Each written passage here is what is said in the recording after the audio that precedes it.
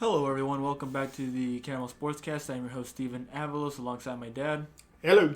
And today we're going to start off with your usual baseball talk, go over how Week 1 was, a recap, and then do a preview for Week 2. Also, of course, talk about how the Raiders did in their Monday night stunner against the Baltimore Ravens.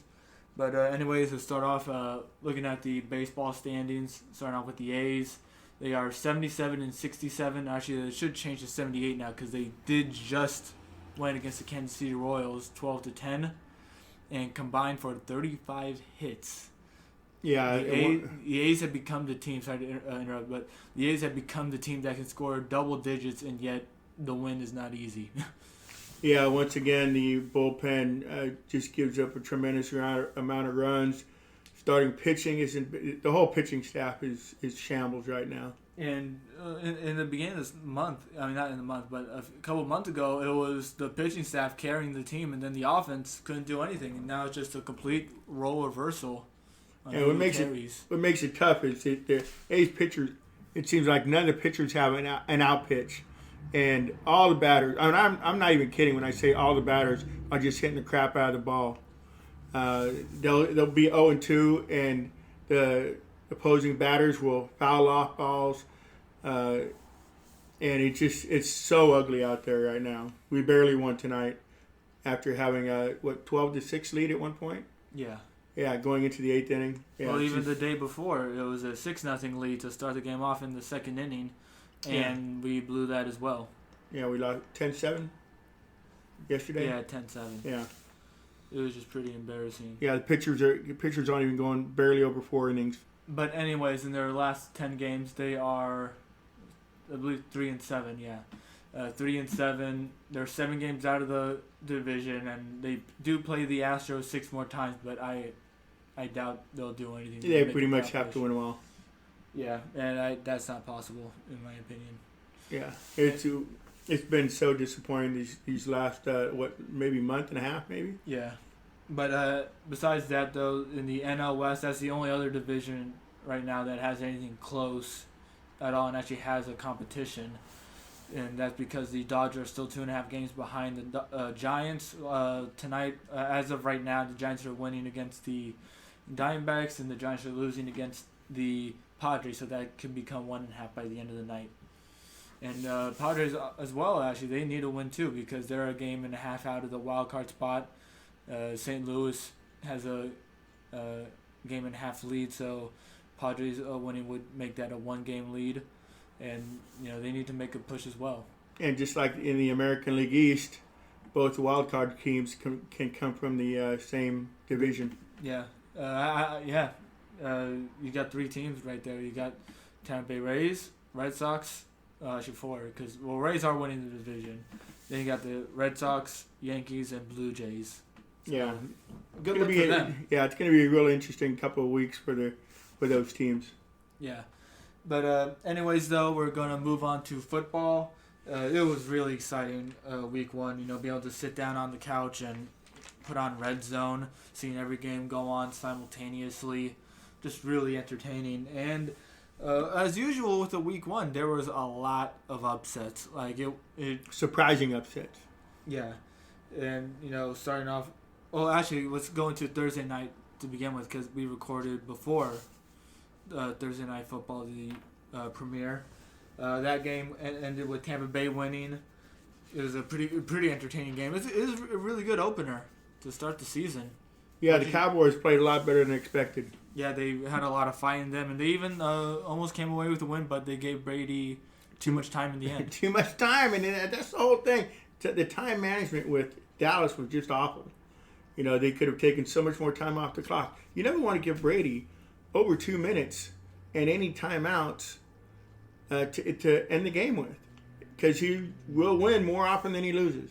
Yeah, and going over on that game was one of the easiest decisions, and I do regret going with Tampa Bay to cover. Not that they're not a good team; they were the winners. But 8 points was a lot. I should have acknowledged that Dallas should have made it closer. But after they lost their left tackle, I thought it was over there just because of how crazy their pass rush is.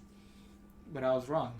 But starting off with one of the bigger upsets on Sunday in one of the morning games was Pittsburgh beating Buffalo. Buffalo was favored by 6.5, and they just did not look good on offense. I felt like they were like trying to go for the deep ball way too often, or they just weren't taking the first down. And a lot of credit there to Pittsburgh. Their pass rush was crazy. They had good coverage the whole time, and they made Josh Allen uncomfortable. Their O-line didn't look good, and it was a good job by their defense. Now, there are still concerns for their offense. Ben Roethlisberger did not really look that good. They were doing a lot of intermediate passes, and one of their scores came from a blocked punt. So it was a really low-scoring affair. I believe 16-23. Yeah, I had Buffalo. Buffalo was a lock for me. So much for the lock. Yeah, they should improve later on, the Buffalo Bills, but it's definitely a bit concerning seeing how much they struggled on offense. Well, I have them winning this week, so hopefully that losing streak, or if you want to call one game a losing streak, comes to a stop. Yeah. And next up, we got the New York Jets against Carolina Panthers. That one, not too much going on for most of that game. Zach Wilson was struggling a lot in the first half, but he kind of started getting things going in the second half to make the game closer. That one actually ended with a push.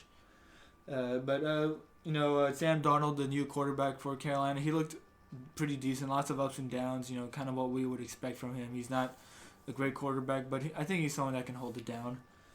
McCaffrey was back, and he looked really good.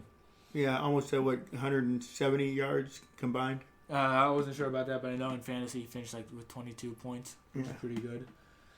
And then next up, Jacksonville and Houston. I had Jacksonville on that one. That was probably my most regrettable pick. I should have went with Houston on that one. They did not look good at all. Jacksonville on third down, they look like the Raiders on third down. They just could not stop anything, and so many times Tyrod Taylor for Houston was just airing the ball out. And of course, I didn't play football, so I can't really say I know how to play, but there were just so many times where it looks like in coverage when he threw it up there, that left so much for the defense to try to knock it down, but nope, it just got to the receiver every time. But it wasn't like the defenders were far away. There was times where they were close and they could have made the play. It was pretty infuriating to watch. So, just really frustrating. I had Jacksonville as well. Yeah. Then we got Seattle and Indianapolis. Seattle won that game pretty easily. And it wasn't much of a competition there. Indianapolis clearly showed struggles, with people being out from COVID during training camp. I think they'll get better later on, though. Carson Wentz didn't look terrible, so that's something to take away. But I really like what Russell Wilson had, and even Coach Pete Carroll in the press conference said, that's what happens when you let Russ cook. You even sound like you regretted saying that, but, that's a phrase that's stuck around for a while. There's a reason why people want Russ to cook. And then Arizona and Tennessee, another big upset right there. We all expected that one to be a really fun shootout, but it was completely one-sided. What do you think about that? Well, the Cardinals showed promise last year, but their main problem was their inconsistency. When they won very impressively. When they lost, they did not look good. Well, they looked good on Sunday. Yeah, and Tennessee just looked awful. And one note that you should have from them is that their new offensive coordinator is Todd Downing, who, if anyone knows, was the offensive coordinator for the Raiders in 2017. And no matter what you feel about that team, certain players and all that, everyone knows that he was the one that really screwed up that offense. Of course, other coaching decisions as well, but Downing was a big problem there, because he just had no imagination. And despite all the talent he had, it just wasn't working. Next, we have Niners and the Lions, and that was a pretty easy pick. Yeah, it got really close at the end with the Lions making a really good effort in the end, and Niners just making mistake after mistake in the fourth quarter. But Niners still won it. They still covered, so nothing to complain about there. And how much did Trey play? He only had 3 or 4 snaps, I believe. 4 to 5. Yeah. And he had 1 pass, and that was a touchdown. Pretty nice. It's going to be interesting to see how they get used as the season goes on, but that would give the Lions some credit for having that fight in them at the very end. Well, do you see that working out, getting him more action? I don't know, honestly, because Garoppolo had a good game. If he had a bad game, then I would push for Lance more. But the thing is, Garoppolo wasn't bad. Yeah. Of course, they're going against the Lions, so you shouldn't have played bad. So you gotta wait this one out. All right. So then, next up we got the Los Angeles Chargers against the Washington football team. Chargers won this one, and they didn't really look that great. Neither teams really looked good. Fitzpatrick left the game with a serious hip injury, and Heineke came in. Not much going on offense for most of the game, but Justin Herbert came in the clutch. There's a lot of big third down plays that they need to make, and he was hitting on all of them. Keenan Allen and Mike Williams were there each time. I think he had almost 400 yards, 250 yards passing. Not sure, but he looked really good at the end of the game. Came up clutch. Other than that, though, he definitely looked a bit shaky. Offensive line's better. Defense, well, they were going against Washington, and their offense wasn't really going to be spectacular despite having Antonio Gibson and McLaurin. But still, they put up a good fight in the end. Then you got the Philadelphia Eagles against the Atlanta Falcons. The Falcons, besides how some other teams did, they were definitely top 5 in most disappointing teams. They looked so bad. Their first drive, they looked really aggressive, and I liked that. But afterwards, they couldn't even get first downs. They couldn't even go down the field. And having an offense with Kyle Pitts, Matt Ryan, Calvin Ridley. He's up there though. Mike Davis. I almost said Mark Davis. Mike Davis. They're still a great set of weapons though, but the offensive line wasn't good, and Arthur Smith did not look good at all coaching. He just bad decision after bad decision. But a lot of credit to the Eagles. They looked really good. They took advantage of what the Falcons gave them. Jalen Hurts was really good. Their young wide receivers, Jalen, really, really good. And it's something that you would like to see, especially out of young players, because it makes the future look bright. Then we got the Minnesota Vikings against the Cincinnati. I have to ask you, is it so bright they're going to have to wear shades? No. Okay. Minnesota Vikings against the Cincinnati Bengals. This one was a pretty entertaining game. Minnesota has a lot of issues, though, at offensive line. They just looked like they didn't have enough in them, and kudos to the Bengals for playing as well as they did, getting the win. They really earned it. Neither teams were amazing, but it did go to overtime. There were some clutch moments from both teams, but the ultimate choke came from Dalvin Cook fumbling in Bengals territory when they had a shot at a game-winning field goal. Burrow's got the job done too. Yeah. And then the Miami Dolphins against the New England Patriots. A little bit of an upset there. Yeah, and it was an upset that I went with. I just thought I thought with their defense and all that, they would be able to stop Mac Jones. And it wasn't really that they stopped Mac Jones, but it was they were able to get to the running backs because the main running backs on that team, they both fumbled. And Damian Harris had the worst one. It was at a really key moment. They were well into Miami territory, and he fumbled, and that ended up sealing the win for Miami. If he doesn't fumble, then the Patriots probably win that game. Now, an upset we didn't pick was Green Bay losing to New Orleans, getting their ass kicked by New Orleans. I don't think you should ever press the panic button in a Week 1 matchup, but seeing the press conference afterwards. New Orleans might be a decent team. They couldn't stop New Orleans. They couldn't do anything. So it was embarrassing. It was pretty pathetic, but Jameis Winston played pretty well. He had 5 TDs. Yeah, 5 touchdowns, and he was still under 200 passing yards. He got some rushing yards in. Kamara was pretty good. Their defense looked great. And there's just so much to be worried about with Green Bay right now. Jeez, I almost had a burp there. But anyways, moving on.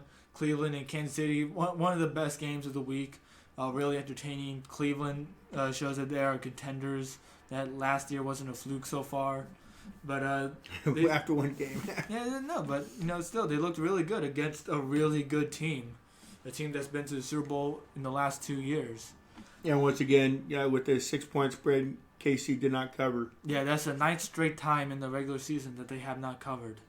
And I don't know what it is. They just, I don't know how to explain it, honestly. It's just really weird. And it's frustrating because I picked them a lot in the spread last season. So kind of drove me crazy. But that's why I went with Cleveland to cover and Kansas City to win. I just knew Mahomes had it in him to close it out. And it wasn't exactly him closing it out. He played great in the fourth quarter. The whole offense did. But it also came down to Cleveland making mistakes in the end, and that's something they got to clean up on, especially Baker Mayfield. He didn't step into his throws enough. He made some errant throws. But still, they were in that game all 4 quarters, so credit to them. The running game looked really good, too. Denver and the New York Giants. Bridgewater looked pretty good. One thing that I was thinking, though, is that Giants' defense doesn't look as good as it did last year. They still had some good moments. It's early. But Bridgewater was making some crazy plays, plays that start off with thinking, like, what are you doing? And then at the end of the play, it's like, oh, okay, I see. He's doing good. Yeah. Just some crazy things from their offense, of course. They're going to get a lot of opportunities in that game because the Giants' offense just was not there. Barkley was limited, and even then he didn't really look that good. Daniel Jones had a fumble, his 30th in 28 career games. Mm-hmm. That's just awful. I know Carr fumbles badly, but Jones makes that look like nothing. The Rams beat Chicago. Yeah, that one was a pretty easy one to call. Yeah. That one, I think, was an easy lock to go with. Matthew Stafford, he showed the reason why the Rams wanted him so bad. Yeah, he was great from the get-go and didn't get his foot off the pedal from there. And then the Bears, just wonder what they're doing because, Dalton wasn't bad, like bench-worthy, but you still have Justin Fields out there. When Justin Fields was playing, he looked good. And I don't know why they're not letting him in more. There's only one way he can grow, and that's on the field. Well, that experiment's not going to last long. Yeah. To have him just come in for a couple plays a game, I think he's going to get more and more reps. Yeah, he better because I don't know what Matt Nagy's doing. He's supposed to be an offensive-minded coach too, and that's what they haven't had in his time as their head coach. So it's really confusing, and I don't think he's going to last much longer. And now on to the best game of the week. Oh, yeah, easily best game of the week. And a contender for game of the year, honestly. A little early. I know it's the worst game. But it was crazy. Yeah, it was. It got everyone's attention. Very good game. Games that can get everyone's attention will always get some consideration. But it was between the Baltimore Ravens and the Las Vegas Raiders, their first ever game with fans in Allegiant Stadium. That one, we all went for the upset there. I first said Baltimore, but after all the injuries that happened, I swayed my vote into the Raiders. And I always pick the Raiders. Yeah. So, there you go. Also an easy game to go for the over-under going over. That one ended 34-27. And in the first half, though, it looked pretty bad for the Raiders. 33. Oh, yeah, 33. Yeah. No extra point. It ended in overtime. Yeah, I forgot about that. But you talk about an up and down game. When the Raiders had the ball on the 1 yard line, and then through the interception, we thought it was going to be another Raider loss in their infamous history of losses. Having losses after having the victory in their hands. Yeah, but anyways, I was start from the beginning. Things looked so bad in the first quarter, and first 2 quarters really, even some of the third as well. Carr looked really antsy and all that. You could tell that he was excited, but a lot of his throws were not there, and you could tell the pressure was getting to him. Andre James and Alex Leatherwood were struggling in their first games as true starters, and Denzel Good got hurt. And the offensive line just didn't really have much push in general. The running game couldn't get going. Jacobs was getting hurt a lot. And even Waller, he had some drops. Carr's passes weren't perfect to him, but he still had some drops. And I was thinking they went to Waller a lot. Oh, yeah, 19 times. 19 times. It was just like there's other receivers out on the field. And I was looking back at the summary of the game. It was like, oh, my God. He really did go to him 2-3 times in a series. Oh, no, there was one series where it was 3 and out, and all targets were to him 3 times. It's like there's other people there, and it makes the receivers look bad because it looks like he doesn't have faith in them. Yeah, at one point he had been targeted 7 times, and he had 1 catch for 13 yards. But he came through. Yeah, Waller finished with 105 yards on 10 receptions and a touchdown. Then the third quarter came. It still wasn't looking too good. It was 17-10. Then they later tie it in. I believe it was the fourth quarter. Was that because of another Jackson fumble? Yeah, he had 2 fumbles. Yeah, first fumble. So, They took advantage of that. Were able to score. Josh Jacobs had 2 touchdowns despite only, I believe, 34 rushing yards. Kenyon Drake was pretty good. He didn't do anything in the run game, but he had 5 catches for 59 yards, and he was great as a blocker. Yeah, he picked up a lot of blitzes, and if he isn't there, Carr's gonna get knocked around even more than he already did. So, great job on Drake. Hunter Renfrow did his usual thing. He had a lot of spin moves and all that. Just he was really elusive throughout the game. He had 6 catches for 70 yards. He got knocked around a bit too. Raiders actually filed a complaint to the NFL because there's a couple times where he was getting hit unnecessarily, and it was really ugly to look at. There's also some bad calls too. There's that one offensive pass interference called on Bryan Edwards. And just the abundance of holding. Especially on Max Crosby. Not getting called. Max Crosby and Ngakoue. And speaking of those guys, actually, those guys Crosby were had a great game. Electoral. They were electric. Ngakoue did get hurt, though, and there is some concern that he won't be available next week. But it looks like they're also going to be playing safe, too. They'll give him a couple shots. He'll be ready. Well, I'd rather be safe than sorry. So if he has to miss a week, then it's okay. As long as he's ready for the rest of the season. I don't want to rush him in and then he misses out the rest of the year, especially as someone that only has, I think 1 to 3 years with us. I don't know how many exactly. But Crosby, he earned AFC Defensive Player of the Week from the NFL. He definitely earned it. He was amazing in that game. He just was able to get to Lamar Jackson all the time. He was even able to keep up with him. Running by him, you would think that Jackson would be able to find a way to get around, but Crosby was just on him. And the other people on the defensive line looked good too. It was really weird to look at because they had a rush, they had a good pass rush. They were able to pressure Jackson 55% of the times that he dropped back. How many times have we seen that from the Raiders? Not often enough. Yeah, and what you got? I think it also led the NFL too for the week in most pressures, I believe. But it was just really impressive to look at, too. And they only blitzed 1 or 2 times in that game, too. So that just shows that they just had a great push in general. Coverage was pretty good. We don't really hear many people's names in the secondary. That's always a good thing. Yeah. The one passing touchdown, was there only one passing touchdown? Yeah, only one passing touchdown was allowed, and that was on Trayvon Moehrig. And even then, I feel like he kind of deserves to be acquitted of that one because that was when I mentioned that Crosby was held, and it was a really obvious one. And it was also a play where Jackson extended it. And you can only cover someone for so long. Yeah, and that was a great pass. It was a great pass, but again, it shouldn't even happened in general. They should have called offensive holding. Yeah. Anything else you were thinking? How we do it against the spreads? So for me, I was 9-7 straight up, 7-8-1 against the spread, and same thing on the over and under. Marissa was 11-5 for her win-loss record, 8-7-1 against the spread, 3-12-1 over under. Wow. Yeah. Dad, you were 10-6 win-loss, 8-7-1 spread, 9-6-1 over under. So, pretty good week, except for me. Considering the first week is always a crapshoot, we did all right.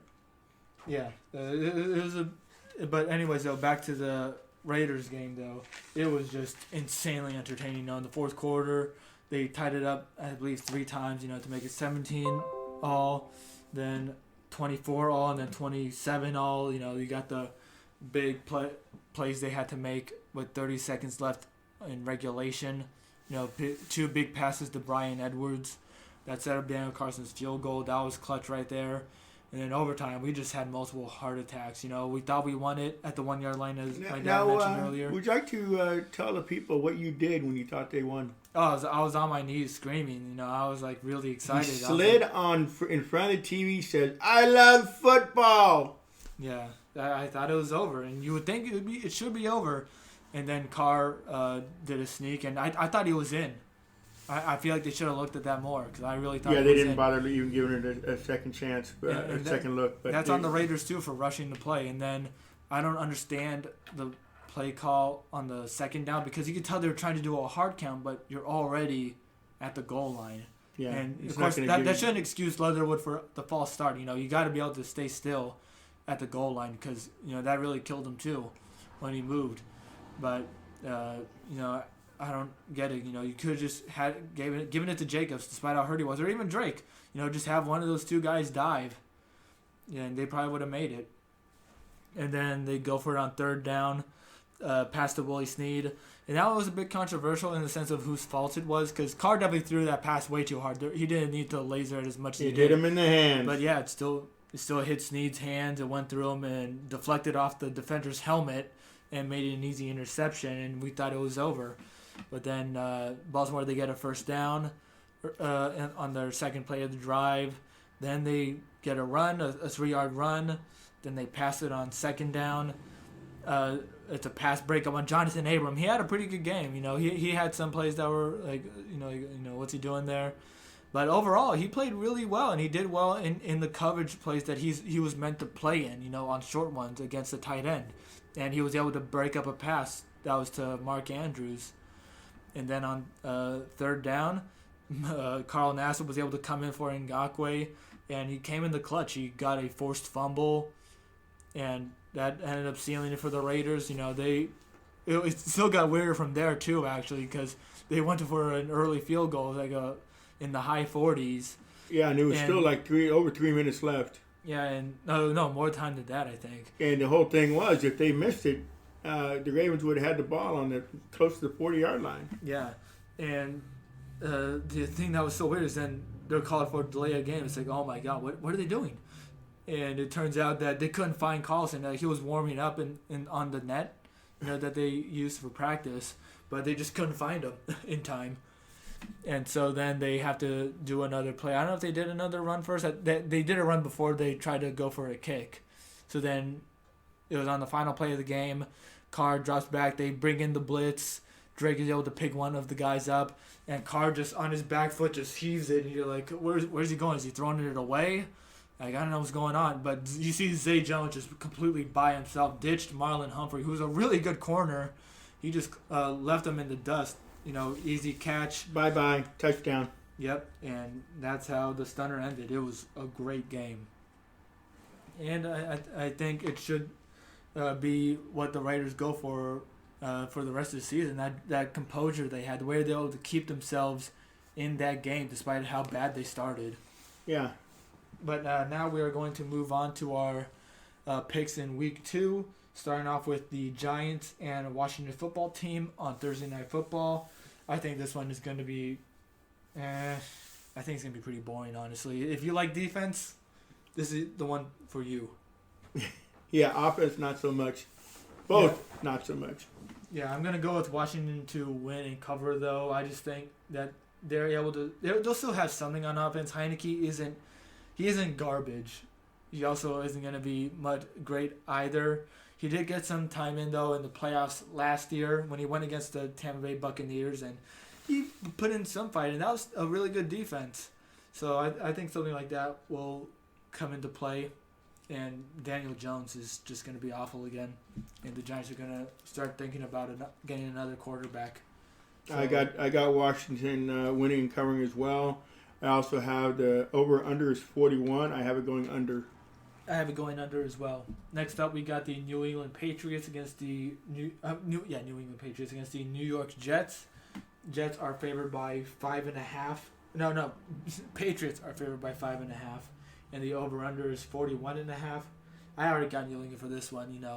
Zach Wilson made some adjustments in the second half, but he's going against the Patriots defense. I have no idea how he's even gonna perform well against them. He might do something in the end. They might let him. Garbage time, but I think they're going to dominate in this one, and Jones is going to go off. Their running game will look much better. So I'm going with New England to win, cover, and I'm going over. I got the exact same thing. Patriots win, cover, over.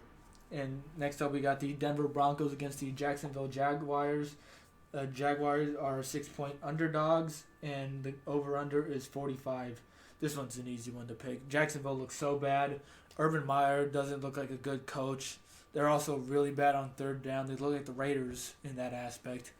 And so I'm going to go with Denver to win, cover, and I'm going over just because I think they're going to score a lot. And Jacksonville might get a scoring play or two. So I'll go over on it on a whim. I'm going Broncos win, cover. I'm going under, though. Okay. But you know what? Meyer, he's a rookie coach, so he's going to make rookie mistakes. I think he'll end up being a decent NFL coach, but his first year is going to be a rough one. All right, next up we got the Buffalo Bills against the Miami Dolphins. This one here is going to be pretty tricky to figure out, honestly. I'm going to have Buffalo. There are 3.5-point favorites, and the over-under is 47.5. I was looking at another thing there. But I'm really concerned about how they're going to do, and I still have them covering as well, along with winning. But I can see Miami still making this really close, but I just think it's going to be really close the whole time, and Buffalo will win it with a touchdown. So yeah, I got the Bills winning and covering. I had the game going over. I think it's going to be a bounce back game for the Bills.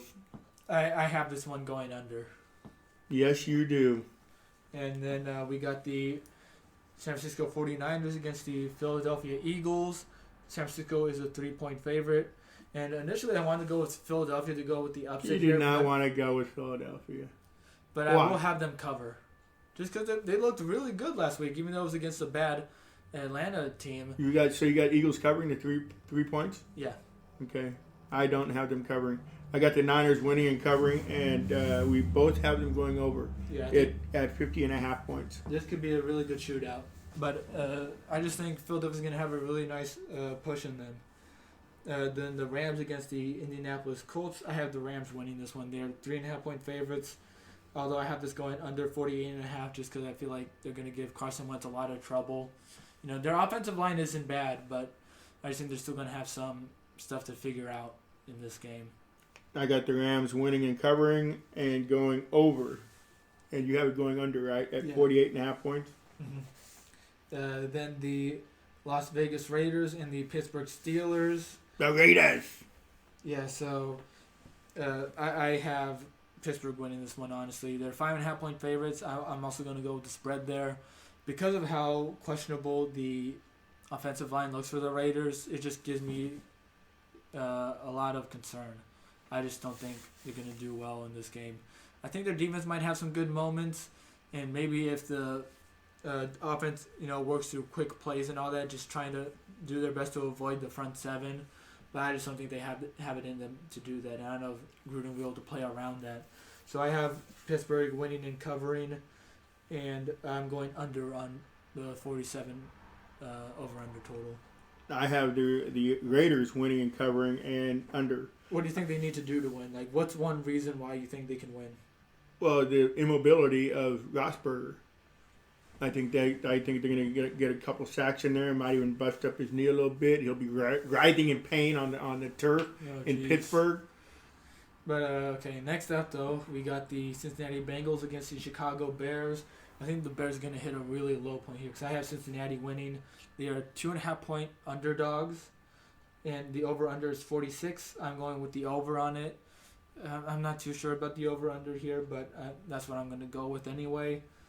Joe Burrow looked pretty good. His receivers looked good. O-line is still pretty questionable though, but Chicago, their offensive line doesn't look good, and Bengals had a decent D-line last week. And so I think it's going to be a bit similar to how things went with Minnesota, except with just less offense from Chicago. They'll have some moments, but not enough. So I'm going with Cincinnati to win. I got Bengals winning and covering and going over 46 points. Next up, we got the New Orleans Saints against the Carolina Panthers. I think this is one of the easier ones, too, because the Saints just looked really good. And even though Carolina did get the win, I'm just going to go with them to lose because Saints, I think they're going to dominate in this one. Carolina might have a good fight in the first quarter or two, but I have New Orleans winning, covering, and I have this game going over 45 points. I got the exact same thing. Then we got Houston and Cleveland. This one should be a blowout, even though Houston did put up a good fight. I have Cleveland winning and covering, and also this game going over 47.5. Houston had put up a good fight, I'll admit that, but it was against Jacksonville. And you saw how Cleveland was able to contend with Kansas City. I just don't think, Houston's going to have to be happy with that Week 1 win because it's going to be a while till they get another one or even be in the game. I'm going Browns to win, but Texas is going to cover. 12.5 points is a lot, and I think that's just too many points. 47.5, I'm going under. Next up, we got Minnesota and Arizona. Cardinals are 3.5-point favorites, and I'm going.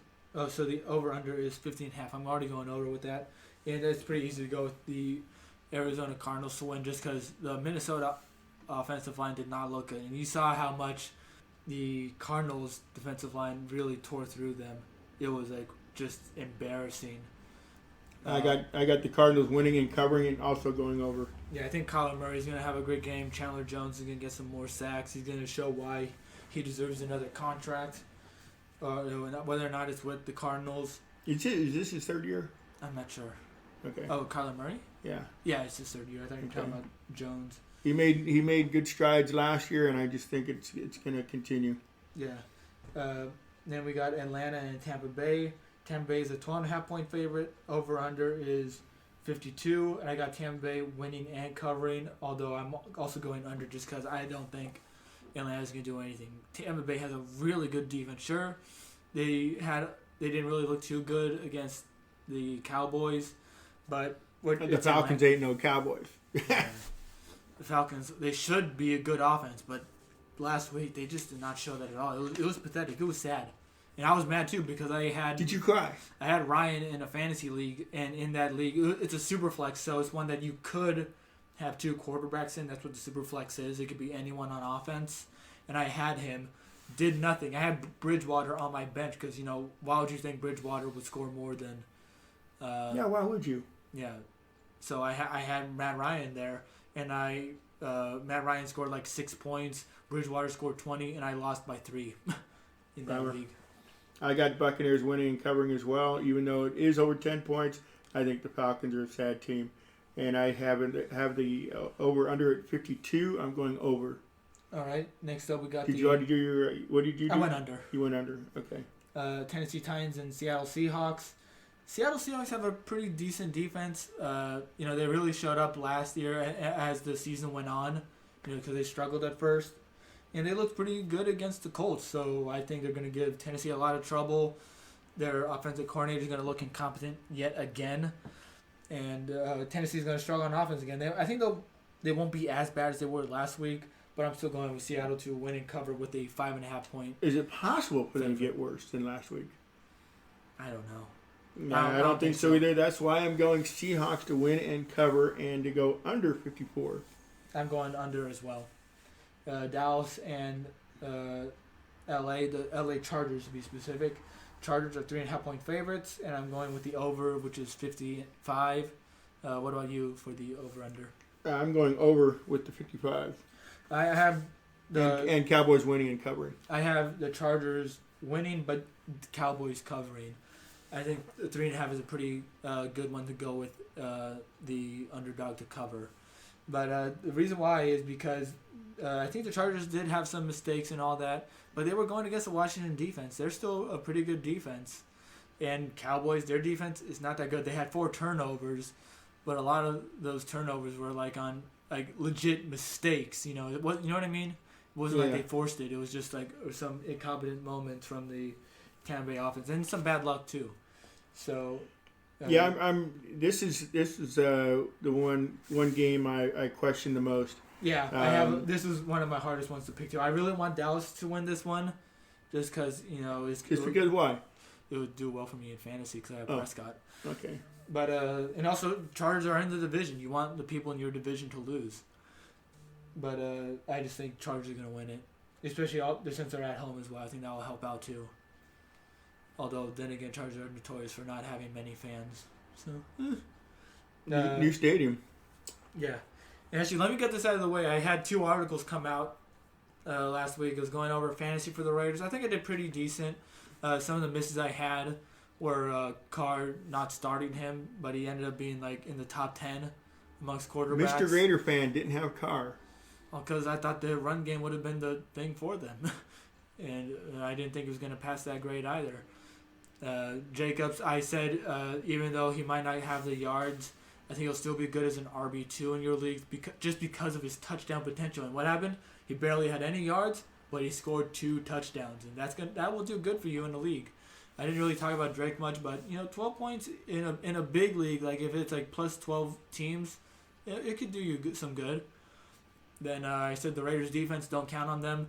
I don't think they really did much special. Allowing 27 points isn't going to do good for you, but 2 turnovers will help out a little bit, but still. And timing is everything. You shouldn't have them either way just yet. Then with the wide receivers, I said Henry Ruggs was a boomer bust. And he ended up pretty much as a bust. He only had like 4 points. Actually 6, because it was 40 yards around there and then 2 catches. So in the PPR league, that would be 6 points. Edwards ended up having a better game. He had about 10 points, I believe, because he had 81 yards on 4 catches. So no, 12 then actually. And then tight end, of course, I said you're gonna start Darren Waller no matter what. Next game every week. I know you're doing the fantasy stuff, but I want to mention. I'm mentioning my article too because it was something that I wrote about. And I also wrote about the picks as well, where I finished 9-7. Sorry, guys, at the Raider Ramble if I made you look bad going 9-7, but there was a lot of upsets that we could not have seen. Don't bet your houses on any of our bets. Precisely. And I'm gonna have some articles come out this week talking about the grades on offense for each position group and 3 Raiders that need to step up next week. But next game though, this should be a really fun one. Kansas City and Baltimore. Kansas City is a 3.5-point favorite, and believe it or not, after the crap I was saying with how they cannot cover to save their lives despite still winning, I'm gonna go with them to cover. I'm going with them to win and cover as well. I'm also going with the over 55.5. I think this can be a pretty good shootout overall, but I just think Baltimore is still going to lack a bit on offense because you saw how bad their offensive line looked against the Raiders. I think something similar might happen. And the Ravens' offense is also just much better too. Yeah, and I got it going over as well. Yeah. And then last but could be least. Yeah, kind of least. Detroit against Green Bay. Green Bay is an 11.5-point favorite. And believe it or not, even though the over-under is 48, I'm going under, and I'm going with Green Bay to win, but Detroit to cover. That's what I got. I got them covering. 11.5 is a lot, and seeing just how lackluster Aaron Rodgers was last week and how bad he looked. Kind of lackadaisical. Yeah.